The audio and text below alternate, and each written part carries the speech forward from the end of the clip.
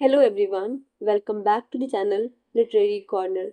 आज हम एंटर करने वाले हैं एक ऐसे ड्रामेटिक यूनिवर्स में जहां स्टेज सिर्फ एंटरटेनमेंट नहीं है, सोसाइटी का मिरर बन जाता है। और इस वर्ल्ड के आर्किटेक्ट हैं द लेजेंडरी अर्दर मिलर। उन्हें कहा जाता है the architect of American drama, क्योंकि उन्होंने थिएटर को सिर्फ कहानी सुनाने का मीडियम नहीं बल्कि ट्रुथ एक्सपोज करने का वेपन बना दिया है। तो चलिए उनकी लाइफ को समझते हैं और एक उनकी जो लाइफ है उसको 5 एक्ट प्ले की तरह समझते हैं। तो अगर आपने मेरे चैनल को सब्सक्राइब नहीं किया है अभी तक तो सब्सक्राइब कर लीजिए और वीडियो को लाइक कर दीजिए, जिससे कि आपको आगे की अपडेट मिलती रहे। तो आज की इस वीडियो में हम बात करने वाले हैं आर्थर मिलर की कंप्लीट बायोग्राफी। हम उनकी लिटरेरी एनालिसिस भी करेंगे, the life, the trials and the legacy. Video के लास्ट तक बने रहिएगा, क्योंकि जो भी हम पढ़ेंगे, जो भी हम सीखेंगे, उसके लिए हम अपना फीडबैक भी लेंगे, यानी कि in the end I have few questions for you, हम उनको सॉल्व करेंगे। चलिए आगे चलते हैं। Act 1, the boy from Brooklyn. As I said, उनके जितने भी प्लेज होते हैं they are divided into different act. तो आज हम इनकी बायोग्राफी को भी जो है एक एक्ट की तरह लेंगे। तो चलिए हम आज एक्ट फर्स्ट की तरफ चलते हैं, the boy from Brooklyn. Arthur Miller एक वेल्दी पॉलिश जूइश फैमिली से बिलोंग करते हैं। ठीक है, तो यहाँ पे देखिए सीन 1 ओपन हो रहा है। आप इसको इमेजिन करिएगा, सीन 1 ओपन हो रहा है and we are talking about the year 1915। ठीक है, हम एंटर कर रहे हैं इन द ईयर 1915 में। आप यहाँ पे देख रहे हैं सीन 1 स्टार्ट्स फ्रॉम हियर। एक बॉय की बात हो रही है, बॉय सामने आ रहा है, जिसमें जो बॉय है वो है हमारे आर्थर मिलर, जो कि एक वेल्दी पॉलिश जूइश फैमिली से बिलोंग करते हैं। उनके फादर एक सक्सेसफुल क्लोथिंग बिजनेस चलाते हैं, जिनके अंडर ऑलमोस्ट 400 एम्प्लॉयज जो हैं वो काम कर रहे हैं। ठीक है, लेकिन फिर आता है एक ट्विस्ट। ठीक है, वो ट्विस्ट क्या है? एक ही मोमेंट में सब कुछ खत्म। फैमिली बैंकरप्ट हो जाती है और शिफ्ट होना पड़ता है उन्हें एक मॉडर्न घर में, यानी कि बहुत अच्छी बिल्डिंग से उन्हें शिफ्ट होना पड़ता है मॉडर्न बिल्डिंग में। यानी कि 1929 में द वॉल स्ट्रीट क्रैश जो मूवमेंट चल रहा था उस टाइम पे जो है आर्थर मिलर के फादर क्या हो गए थे?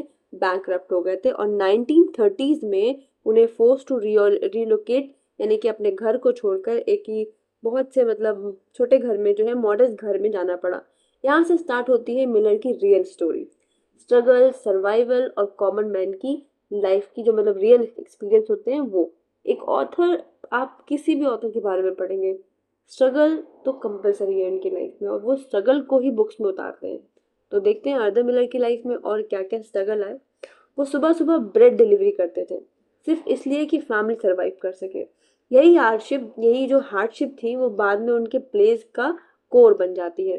ठीक है, मतलब जब वो टीन एजेस में थे तब वो जो है ये मीनियल जॉब्स किया करते थे। अब आप इसको याद रखिएगा कि मीनियल जॉब में वो सबसे छोटी जॉब जो मतलब हम जिसको करना भी नहीं चाहेंगे, एक छोटा सा बॉय जो है वो क्या कर रहा है? डिलीवरी कर रहा है ब्रेड की, before going to school to help his family. अपनी फैमिली को हेल्प करने के लिए वो ब्रेड डिलीवरी कर रहा है। तो यहाँ से जो है हमारा ये सीन फिनिश होता है। चलिए आगे चलते हैं। Education and the Ibsen inspiration, या आप कह सकते हैं फाउंडेशन ऑफ प्ले राइट। अब एंट्री होती है इनिशियली जर्नलिज्म चूज करने की। मतलब अब यहाँ से जो है लाइफ में और ट्विस्ट एंड टर्न आने वाले हैं। तो यहाँ पर जो है दिखाया है कि जो हमारे आर्थर मिलर हैं वो क्या कर लेते हैं? जर्नलिज्म में एंट्री कर लेते हैं at the university of Michigan, and he is writing for the student paper and gargoyle humor magazine. मतलब वो क्या करते हैं? इंग्लिश लिटरेचर की तरफ बेंड हो जाते हैं और अंडर प्रोफेसर केनीथ रो के अंदर जो है वो क्या करते हैं? कुछ जर्नल्स को भी लिखते हैं। और यही उन्होंने अपने अर्ली प्लेस के लिए अवेरी होपवुड अवार्ड को 2 बार जीता है। ठीक है, he won the prestigious Avery Hopwood award twice for his early plays. कौन कौन से प्लेस थे वो? No villain, honours at dawn. ये प्लेस याद रखिएगा, बहुत इंपॉर्टेंट नहीं है लेकिन बस इनके इनिशियल लाइफ के प्लेस हैं तो बस नाम देख लीजिएगा। और सबसे बड़ी बात इनके लाइफ की वो ये है कि ये इनके लेजेंड कौन थे, ये किन से सबसे ज़्यादा इन्फ्लुएंस थे, सबसे बड़ा इन्फ्लुएंस इन पर किसका पड़ा? तो वो भी एक लेजेंड थे, फादर ऑफ मॉडर्न ड्रामा कहा था जिन्होंने इनके लिए हेनरी इब्सन। हेनरी इब्सन जो थे उनको इन्होंने हेविली स्टडी किया था, उनके सारे प्लेस स्टडी किए थे, ठीक है। और हेनरी इब्सन ने जो है, जो कि बोले जाते हैं फादर ऑफ मॉडर्न ड्रामा, उनको इन्होंने बहुत अच्छे से स्टडी किया था और उनसे ही सीखा था अबाउट रियलिज्म। अब ये वर्ड तो आप इनके लिए याद ही कर लीजिए कि जो मदर मिलर है उनके ड्रामा कैसे होते हैं, बेस्ड ऑन रियलिज्म। रियलिज्म का मतलब होता है रिलेटेड टू रियलिटी, जैसा वो देख रहे हैं, जैसा वो एक्सपीरियंस कर रहे हैं, बिल्कुल वैसा ही अपने प्लेस में वो जो है दिखा रहे हैं। उसके अलावा रियलिज्म से कनेक्टेड और भी जो टॉपिक हैं, जैसे कि सोशल क्रिटिसिज्म और अनकंफर्टेबल ट्रुथ, जो कि राइटर्स नहीं दिखाते हैं, चीज़ों को तोड़ मोड़ के हम उसको कुछ और बना के फिक्शन बना के दिखाते हैं, मतलब जितने भी राइटर्स हैं।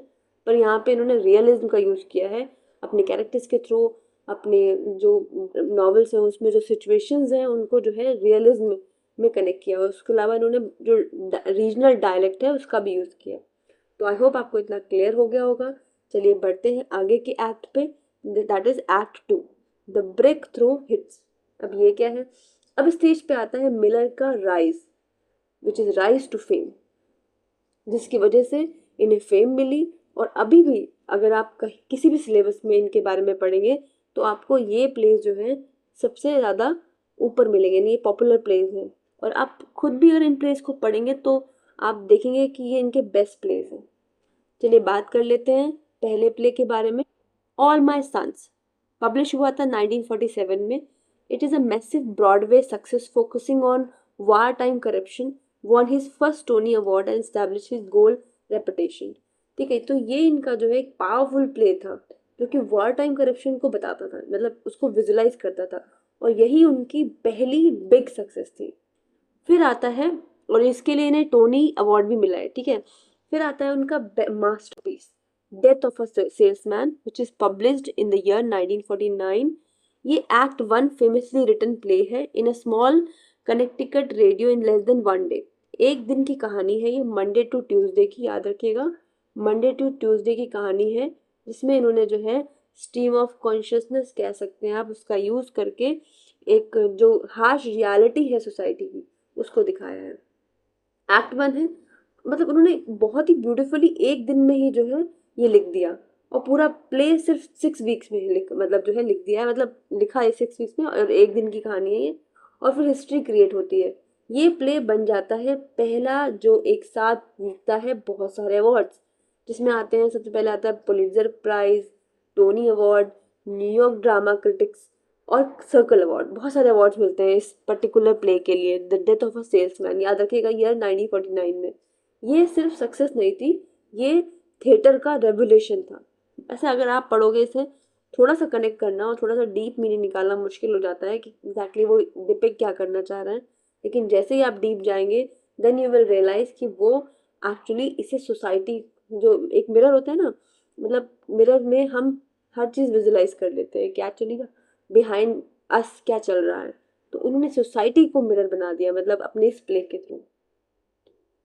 अब देखिए, ये जो इनका प्ले है ऑल माय सन्स, वो आया था February 10, 1949 में, प्रीमियर हुआ था on Broadway, fundamentally shifting the landscape of world theatre.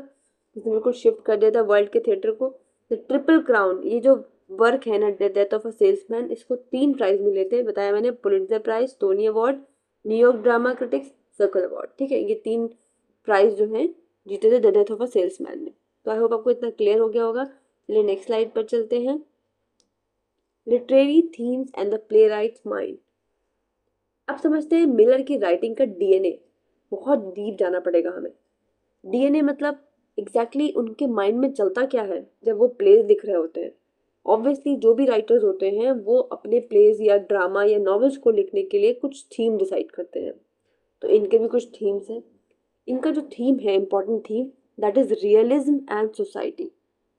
Life को एग्जैक्टली वैसा दिखाना जैसे वो है, कुछ भी उसमें गरम मिर्च मसाला डालकर उसको चेंज नहीं करना है, बल्कि उसको वैसे ही दिखाना जैसा वो है। यानी कि ऑथर जो भी देख रहा है, मतलब ऑथर जो भी देख रहा है, हम उसे बिल्कुल वैसे ही देख पाएंगे। Broad stark reality and narrow societal thinking directly to the American stage without romantic filter. Directly वो नैरो सोसाइटल थिंकिंग को डायरेक्टली शो करना, जो कि अमेरिकन स्टेज पे शो किया गया था विदाउट एनी रोमांटिक फिल्टर, कोई रोमांटिसिज्म किसी चीज़ का जो मतलब मिक्सचर है वो नहीं देना। Next thing is common man. ये इनके जो प्लेज हैं उसकी मेन मतलब हम कहेंगे कि स्ट्रॉन्ग पोल्स है, पिलर्स है, ठीक है, जिसपे इनके प्लेस खड़े रहते हैं। द कॉमन मैन, हीरो कोई किंग नहीं है, एक ऑर्डिनरी आदमी है। मतलब इसमें हीरो को बहुत बड़ा चढ़ा के बहुत स्ट्रॉन्ग बॉडी बिल्डर या फिर कोई किंग कोई राजा नहीं है, बहुत कॉमन मैन है, which focused on exclusively on the troubles and anxieties and dignity of ordinary working people like Willy Loman. यहाँ पे जो है कॉमन मैन से मतलब है उनका, उन्होंने जो आज मतलब सोसाइटी में जितने भी कॉमन पीपल हैं जो ट्रबल कर रहे हैं, जो एनजाइटी फील कर रहे हैं, जो dignity of ordinary working people है उनको दिखाया है। जैसे कि विली लोमन जो डेथ ऑफ अ सेल्समैन है उसका एक कैरेक्टर है विली लोमन, उसको दिखाया है। ठीक है, ये इनकी प्लेस का मेन थीम और मेन पिलर है। Next is morality versus society. Morality versus society right और रॉन्ग का कॉन्स्टेंट कॉन्फ्लिक्ट है, ठीक है, which explore the deep themes of societal corruption. Society में क्या क्या करप्शन है उसको एक्सप्लोर करता है। अपीयरेंसेस वर्सेस रियलिटी, जो दिख रहा है और जो रियलिटी है उसको डिफ्रेंशिएट करता है, और साथ ही साथ पर्सनल जजमेंट भी आपको देते हैं इनके नॉवेल्स। लास्ट हमारा है जनरेशनल कॉन्फ्लिक्ट। ऑब्वियसली आप आजकल के टाइम पे सबसे ज़्यादा ये चीज़ देख रहे होंगे कि जनरेशन गैप होने की वजह से फैमिलीज़ में बहुत सारे कॉन्फ्लिक्ट आते हैं। बच्चा कुछ और इमेजिन कर रहा होता है, प्रिपेयर कर रहा होता है, और कुछ और उसके थॉट्स होते हैं, बल्कि पेरेंट्स के जो है थॉट्स बिल्कुल अलग ही जा रहे होते हैं। मिस कम्युनिकेशन की वजह से भी जो है ये गैप क्रिएट होता है। फिर साथ ही साथ जो है जो नई जनरेशन आ रही है उनके साथ टेक्नोलॉजी भी डेवलप हो रही है, तो उस गैप को करेक्टर परफेक्ट नहीं होते हैं, लेकिन वो फ्लॉड होते हैं, मतलब बिल्कुल रियल लाइफ की तरह। ठीक है, आई होप आपको कितना क्लियर हो गया होगा। चलिए नेक्स्ट स्लाइड की तरफ चलते हैं, विच इज़ हमारा एक्ट 3। ठीक है, एक्ट 3 में हम देखेंगे इनके कुछ और वर्क। द क्रूशिबल, आपको याद होगा इससे रिलेटेड मैंने एक क्वेश्चन भी करवाया था, the क्रूशिबल and the red scar. तो चलिए बात करते हैं। 1953 में मिलन लिखते हैं एक मास्टरपीस, द क्रूशिबल। ठीक है, सरफेस पे ये सैलम विच ट्रायल्स की स्टोरी लगती है। अगर आप पूरा इसको मतलब समरी वमरी पढ़ेंगे तो आपको लगेगा ये सैलम विच ट्रायल की एक स्टोरी है, लेकिन एक्चुअली ये एक मेटाफर है। मेटाफर के लिए, मेटाफर आपको पता होगा कंपैरिजन जब हम करते हैं, मेटाफर है। उस टाइम पे जो अमेरिका में जितने भी लोग थे, कह सकते हैं कम्युनिस्ट जो थे, कहकर टारगेट किया जा रहा था लोगों को बिल्कुल विचेस की तरह। विचेस की तरह का मतलब ये है कि पुराने ज़माने में ना जितने भी लोग काला जादू करते थे या इस टाइप का जो भी काम करते थे, उन्हें एक्चुअली क्या किया जाता था, एग्जीक्यूट कर दिया जाता था, मतलब उनको फांसी दे दी जाती थी या मार दिया जाता था। तो मतलब ये सब चीज़ें चल रही थी। तो उस कम्युनिस्ट जो मतलब इनका टाइम जो था, आर्थर मिलर का टाइम था, उसमें लोगों को कम्युनिस्ट कहकर एग्जीक्यूट किया जाता था या टारगेट किया जाता था, उन्हें टॉर्चर किया जाता था। तो एक्चुअली उन्होंने अपने वर्क में ये चीज़ दिखाई है, और ये मतलब प्ले जो है एक बोल्ड स्टेटमेंट था against the fear driven society. जो डर के रहने वाली सोसाइटी थी उनके लिए एक बहुत बड़ा बहुत बोल्ड स्टेटमेंट था, आंसर भी कह सकते हो, एक आंसर भी था। और उन्होंने दिखाने की कोशिश की एक्चुअली सोसाइटी में चल क्या रहा है और होना क्या चाहिए। मतलब ये जो चीज़ें चल रही हैं उसकी वजह से जितने भी इनोसेंट हैं उनको एक्चुअली जो है पे करना पड़ रहा है। आई होप इतना क्लियर हो गया होगा आपको। और ये जो प्ले है ना ये लिखा गया है written in reaction to his former friend. उनके जो फॉर्मर फ्रेंड है और जो डायरेक्टर है इलिया कजान, ठीक है, naming suspected communist to the government, जिनका नाम जो है एज ए कम्युनिस्ट सस्पेक्ट किया था गवर्नमेंट के थ्रू, तो उनके जो है रिएक्शन में लिखा गया है एलिया कजान। ये नाम अच्छे से याद कर लीजिए, ये तो एग्जाम पॉइंट ऑफ व्यू से बहुत इंपॉर्टेंट है। Despite initial mixed reviews, the crucial went on become millers most frequently produced work world wide. मतलब अगर आप देखेंगे इनिशियल मिक्स्ड रिव्यूज चेक करेंगे द क्रूशिबल के, तो वेंट ऑन बिकम मतलब पॉपुलैरिटी जो है चल बढ़ती ही गई, इस प्ले को लेकर चलती ही गई। ठीक है, आगे चलते हैं हम हमारे नेक्स्ट पार्ट की तरफ। डिफाइंग द HUAC, अब ये क्या है? अब ये वर्ड तो आप याद ही कर लीजिए, related to Arthur Miller. HUAC क्या है? इसकी फुल फॉर्म देखिए यहाँ पे लिखिए, house on American activities committee, ये इसकी फुल फॉर्म है। तो 1956 में 1956 में मिलर को बुलाया जाता है के सामने, मतलब जो जज के सामने। उनसे कहा गया था नाम बताओ कौन कम्युनिस्ट है, और यहाँ मिलर ने एक लेजेंडरी स्टैंड लिया। उन्होंने ये लेजेंडरी स्टैंड क्या लिया था, उन्होंने रिफ्यूज कर दिया था, I can not use another person name to bring trouble. जैसे आप इनके जो वर्क है द क्रूशिबल उसमें देखेंगे, जितनी भी लेडीज विचेस विच क्राफ्ट का काम कर रही थी उनको बुला के पूछा जाता था बताओ इसमें से विच क्राफ्ट के काम के लिए कौन था, कौन एग्जैक्टली शैतान का दोस्त है, शैतान से मिला हुआ है। बिल्कुल वैसे ही जो है अर्थ मिला को बुलाया गया था ये पूछने के लिए बताओ कम्युनिस्ट कौन है। तो उन्होंने कहा था I can not use the name of another person and bring trouble on him. Result क्या रहा, कन्विक्टेड, ब्लैकलिस्टेड, उनको गिल्टी पाया गया, contempt of Congress and blacklisted from Hollywood and denied us US passport, और उनको यूएस का पासपोर्ट देने के लिए भी मना कर दिया गया था। ठीक है, कन्विक्टेड डेट ओवरट्यून इन 1958। ठीक है, ये याद रखिएगा। तो लेकिन हिस्ट्री ने प्रूव किया वो सही थे, और इस स्ट्रगल में उनके साथ खड़ी थी जो है उनकी वाइफ। आई होप आपको ये सब क्लियर हो गया होगा। अच्छा, मैंने आपको बिगिनिंग में बताया नहीं कि अर्दर मिलर जो थे वो राइटर के साथ साथ एक एक्टर भी थे, हॉलीवुड एक्टर। ठीक है, चलिए आगे देखते हैं, next slide. Act 4, his personal and 3 marriages. अब एक्ट 4 जो है हमारा वो दिखाता है हमें, वो डिपिक्ट करता है इनकी पर्सनल लाइफ में क्या चल रहा था। ये तो ये सोसाइटी को मिरर बना के दिखा रहे थे, लेकिन इनकी पर्सनल लाइफ में क्या ड्रामा चल रहा था। इनकी पर्सनल लाइफ में बहुत ड्रामेटिक थी, और ड्रामेटिक इसलिए भी कह सकते हैं इनकी 3 शादियां हुई थी। लोगों की एक नहीं होती, इनकी 3 शादियां हुई थी। किससे किससे हुई थी, मैरी स्लैटरी, ये उनकी फर्स्ट वाइफ थी। इनकी कॉलेज स्वीट हार्ट थी, इनकी फर्स्ट वाइफ थी। टुगेदर दे हैड 2 चिल्ड्रन, इनके 2 बच्चे थे इनसे, जेन एंड द रॉबर्ट। फिर इनकी सेकेंड वाइफ थी मर्लिन। अच्छा, फर्स्ट वाइफ जो थी वो 1940 में इनसे शादी हुई थी, 1956 में डाइवोर्स हो गया था। उसके बाद सेकेंड वाइफ थी इनकी मैरिलिन मोनोरो, 1956 में इनसे शादी हुई थी, और 1961 में इनसे डाइवोर्स हो गया था। ये जो थी एक एक्टर थी, हॉलीवुड एक्टर, और मैंने तो इनके बारे में सुना है शी वॉज हाईली मतलब addicted towards drugs and all. तो ये जो इनके साथ जो इनका रिलेशनशिप था ना, वो फेम, प्रेशर, एडिक्शन और इमोशनल स्ट्रगल का मिक्सचर था। तभी फाइनली जाके इन्होंने इनसे डाइवोर्स लिया था।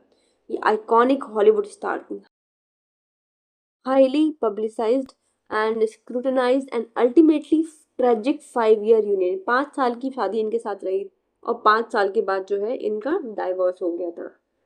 और लास्ट में इनकी शादी होती है इग्ने मोराद के साथ, 1962 में शादी हुई थी। 2002 में जो है finally they departed, you can say. एक बात मैं और बता दूं अबाउट मैरिलिन मोनरो, मुझे तो ये बहुत ब्यूटीफुल लगती हैं। आप अगर इनका फोटो सर्च करोगे क्रोम पर, then you will find her the most beautiful, I think she was the most beautiful lady.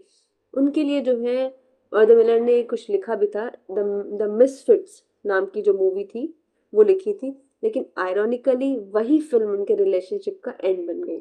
Final film थी ये, और जो इनसे कोई बेबी नहीं था इनका। जो लास्ट वाइफ थी इनकी इंगे मुरौत, इनसे जो है 2 बच्चे थे इनके, और इनकी शादी थी इनके साथ 40 ईयर्स तक चली थी, अंटिल हर डेथ, जब तक इनकी डेथ 2002 में डेथ नहीं हो गई। अब जरा कमेंट करके बताइए मुझे कि अर्थ मिलर की डेथ किस ईयर में हुई थी। चलिए आगे चलते हैं हम जब तक एक्ट 5 की तरफ। उससे पहले हम देख लेते हैं द मर्लिन मोनरो एरा का कनेक्शन विद अर्थ मिलर। मैंने आपको बताया she is very beautiful iconic star of Hollywood. Monroe जो थी मोनरो जो थी वो she was converted to Judaism. इसमें जो है इन्होंने कन्वर्ट कर लिया था टू एक्सप्रेस एब्सोल्यूट लॉयल्टी। अपनी लॉयल्टी साबित करने के लिए जो है इन्होंने अपना कन्वर्जन करवा लिया था to Miller and his family, उनकी फैमिली में एडजस्ट होने के लिए। It is sad that she was hungry for fame and for the addiction towards alcohol और ड्रग्स को लेकर उनका एडिक्शन बहुत ज़्यादा था। मिलर ने एक, मैंने बताया था अभी, मिसफिट्स नाम की मूवी लिखी थी 1961 में, और वही मूवी जो थी इनका डाइवोर्स का कारण बन गई। 1961 में इनका डाइवोर्स हो गया, और उसके जस्ट 19 मंथ के बाद इनकी डेथ भी हो गई। मैरिलिन मोनरो एरा मैंने इनकी पिक्चर नहीं लगाई है, लेकिन आप प्लीज़ जा करके देखिएगा, बहुत ही ब्यूटीफुल है, मेरे को तो बहुत ब्यूटीफुल लगी है। चलिए आगे देखते हैं। नेक्स्ट हमारा last act which is act 5, his later career and global activism. Later years में मिलर सिर्फ प्ले राइट नहीं रहे, वो एक ग्लोबल एक्टिविस्ट बन गए थे। मैंने आपको स्टार्टिंग में बताया था, he was an actor, he was a writer and he was also an activist. उन्होंने उन्होंने प्रेसिडेंट, वो मतलब वो जो थे वो प्रेसिडेंट बन गए थे। कहाँ के? He was elected first American president of PEN. PEN का नाम आपने सुना होगा, विलियम फॉकनर ने इसकी फाउंडेशन रखी थी। PEN means which is playwright, essayist and novelist. This is the international foundation. उसके प्रेसिडेंट बन गए थे in 1965, holding the post for 4 years. 1965 में इन्होंने पोस्ट होल्ड की और 4 years तक ये इसके प्रेसिडेंट रहे। campaigned vigorously for the freedom of distant writer facing severe globe oppression। क्योंकि ये एक्टिविस्ट थे तो उन्होंने बहुत सारे कैंपेन भी किए हैं फॉर फ्रीडम। ठीक है, डिस्टेंस राइटर्स की जो फ्रीडम है, जो कि वो उस टाइम पे ग्लोबल ऑपरेशन पे फेस कर रहे थे बहुत सारे राइटर्स, तो उसके लिए उन्होंने बहुत सारे कैंपेन भी किए हैं। His work were temporarily banned in Soviet Union 1969 as direct retaliation for his political activism. उस टाइम पे इनके प्लेस जो थे वो दुनिया भर में पब्लिश हो रहे थे, लेकिन कुछ वजहों से जो है सोवियत यूनियन 1969 में उनके जो कुछ प्लेस थे वो बैन भी कर दिए गए थे। ठीक है, इनकी पॉलिटिकल एक्टिविज्म होने की वजह से। Directed a landmark highly successful production of death of salesman in Beijing China in 1983। और इनके जो लैंडमार्क थे वो बहुत ही सक्सेसफुल रहे हैं, जिसमें से एक मैं बात कर रही हूँ डेथ ऑफ अ सेल्समैन, जो कि पब्लिश हो चुका है। ऑफ कोर्स मैंने बताया था आपको अमेरिका और इंग्लैंड में तो हुआ है, उसके साथ साथ बीजिंग चाइना में भी 1983 में उसको बहुत ज़्यादा सक्सेस मिली है। चलिए इसी के साथ आगे चलते हैं। तो हमारी लास्ट स्लाइड है final curtain and enduring legacy. तो फाइनल कर्टेन का मतलब है यहाँ पे अब फाइनली जो है the show is going to be end. 2005 में आर्थर मिलर का देहांत हो गया और एक पोएटिक कोइंसिडेंस जो था एग्जैक्टली 56 ईयर्स तक जो है जिंदा रहा। 56 साल बाद जो है डेथ ऑफ अ सेल्समैन का प्रीमियर जो है मतलब आया, प्रीमियर आया। प्रीमियर पे हम यहाँ कह सकते हैं उनकी डेथ पे जो है इसकी एनिवर्सरी सेलिब्रेट की गई। Died on February 10, 2005 at the age of 89 from heart failure and bladder cancer. उनको कैंसर भी था, उनका हार्ट फेल हो गया था। 89 के थे जब इनकी डेथ हो गई। Politically pass away on exact 56th anniversary of Broadway debut of death of a salesman. और एग्जैक्टली 56th एनिवर्सरी जब ब्रॉडवे डेब्यू हो रहा था डेथ ऑफ अ सेल्समैन का, तब जो है इनकी डेथ हुई। Broadway theatre across New York dimmed their lights in rare show of ultimate respect. जो थिएटर्स थे न्यूयॉर्क के, उन्होंने अपनी लाइट्स को डिम कर लिया था इनको जो है रिस्पेक्ट देने के लिए, इनको जो है अल्टीमेट रिस्पेक्ट देने के लिए। His legacy actively lives on through the Arthur Miller foundation which promote theatre arts education in public school. और इनकी जो लेगेसी है वो आज भी जिंदा है थ्रू आर्थर मिलर फाउंडेशन विच प्रमोट्स थिएटर आर्ट्स एजुकेशन, जो कि प्रमोट्स करती है थिएटर आर्ट एजुकेशन को इन पब्लिक स्कूल्स में। मतलब ये ऐसे राइटर हैं जिनके लिए थिएटर्स की लाइट को डिम किया गया, जो कि इनके लिए बहुत बड़ा ट्रिब्यूट माना जाता है, इनके लिए नहीं मतलब वर्ल्ड का ट्रिब्यूट माना जाता है। तो finally we end up everything, we have completed all about him. तो पावरफुल क्लोजिंग में हम कह सकते हैं कि थिएटर सिर्फ कहानी नहीं होते, वो सोसाइटी का सच होते हैं। और आर्थर मिलर ने हमें ये चीज़ दिखाई है कॉमन मैन के थ्रू। उनके कॉमन मैन भी हैं और हीरो भी हैं, और सच के लिए स्टैंड लेना भी सबसे बड़ा एक करेज होता है। तो आर्थर मिलर हमारे लिए सच में एक हीरो है।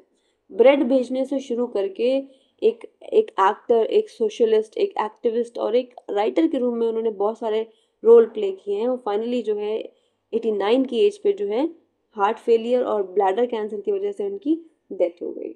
तो आपको आई होप ये पूरी बायोग्राफी समझ आ गई होगी अच्छे से। अब हम टर्न करते हैं हमारे फीडबैक की तरफ, आउटरो एंगेजमेंट। उसमें हम क्या करते हैं, कुछ क्वेश्चंस हैं हमारे पास, हम फीडबैक में उन क्वेश्चंस को करते हैं और देखते हैं हमें कितना सीखा। चलिए चलते हैं आगे।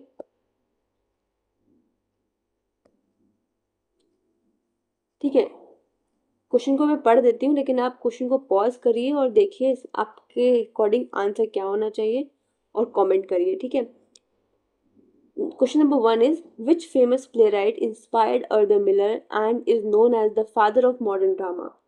अर्थ मिलर के अकॉर्डिंग उनके इंस्पिरेशन कौन थे और जो कि फादर ऑफ मॉडर्न ड्रामा के नाम से जाने जाते हैं, तो वो कौन है? Options are William Shakespeare, Henrik Ibsen, Eugene O'Neill, Anton Chekhov. तो इसके आंसर कौन है? इसका आंसर क्या है? Henrik Ibsen. ठीक है, तो आई होप आपको क्लियर हो गया होगा। ये चीज़ मैंने भी पढ़ाई भी थी आपको कि हेनरिक इब्सन जो थे इनके इंस्पिरेशन थे, जिनसे इंस्पायर होके इन्होंने बहुत सारे प्ले लिखे। हेनरिक इब्सन को इन्होंने बहुत डीपली स्टडी किया है। चलिए नेक्स्ट क्वेश्चन देखते हैं। नेक्स्ट क्वेश्चन है हमारा, which of the Miller's 36 stage plays were written as a direct metaphor for the HUAC anti communist witch hunts? तो ये कौन सा है? Options are all my sons, a view from the bridge, the misfits, the crucible. तो drop your guess below. अगर आपको जो भी आंसर समझ आ रहे हैं उसको आप कमेंट करिए और देखिए ज़रा वीडियो को पॉज करके कि आपके आंसर्स करेक्ट हैं या नहीं। तब तक मैं आपको करेक्ट आंसर बता देती हूँ। इसका करेक्ट आंसर है द क्रूसिबल। मैं बता दें आपको, क्रूसिबल में जो है उन्होंने सोसाइटी में विच क्राफ्ट की जितनी भी एक्टिविटीज़ थी उनको दिखाया था, जो कि कहीं ना कहीं कनेक्टेड था रियल सोसाइटी में, जहाँ पे लोगों को कम्युनिस्ट कह के जो है पनिशमेंट दी जा रही थी। ठीक है, नेक्स्ट हमारा जो क्वेश्चन है that is question number 3। What major historical event abruptly bankrupted Arthur Miller's father, forcing the family to move the Brooklyn? कौन सा ऐसा इवेंट था जिसकी वजह से उनके आर्थर मिलर के जो फादर थे वो बैंकरप्ट हो गए और फोर्सफुली उन्हें जो है ब्रुकलिन के लिए मूव करना पड़ा? तो we have the option the Wall Street crash of 1929, world war second, a massive factory fire, a Hollywood blacklist. कौन सा है? Let us know final score in the comment. आप इस आंसर के बाद जो है आप देखिएगा कि आपके कितना स्कोर बन रहा है आउट ऑफ 3। मैंने 3 क्वेश्चन ही रखे हैं, नेक्स्ट टाइम मैं बहुत सारे क्वेश्चन लेकर आऊंगी बेस्ड ऑन हिम। तो अभी बताइए आपका आंसर क्या है, जब तक मैं आपको बता देती हूँ। तो the answer is the Wall Street crash of 1929 की वजह से जो है इनके फादर बैंकरप्ट हो गए थे। ठीक है, तो ये था हमारा आज का सेशन। कमेंट में अपने स्कोर को ज़रूर से बताइएगा कि आपका स्कोर कितना आया है, और अगर आपको वीडियो पसंद आई हो तो लाइक करो, सब्सक्राइब करो और शेयर करो। तो मिलते हैं नेक्स्ट वीडियो में। आई होप आपको जो है समझ में आ गया होगा। Thank you for exploring the drama life of Arthur Miller with us. And if you like the quiz question, then let me know. Let us know. Comment below and like the video to support our channel. And of course, do subscribe my literary corner for the more comprehensive author biographies, literary analysis, and the history.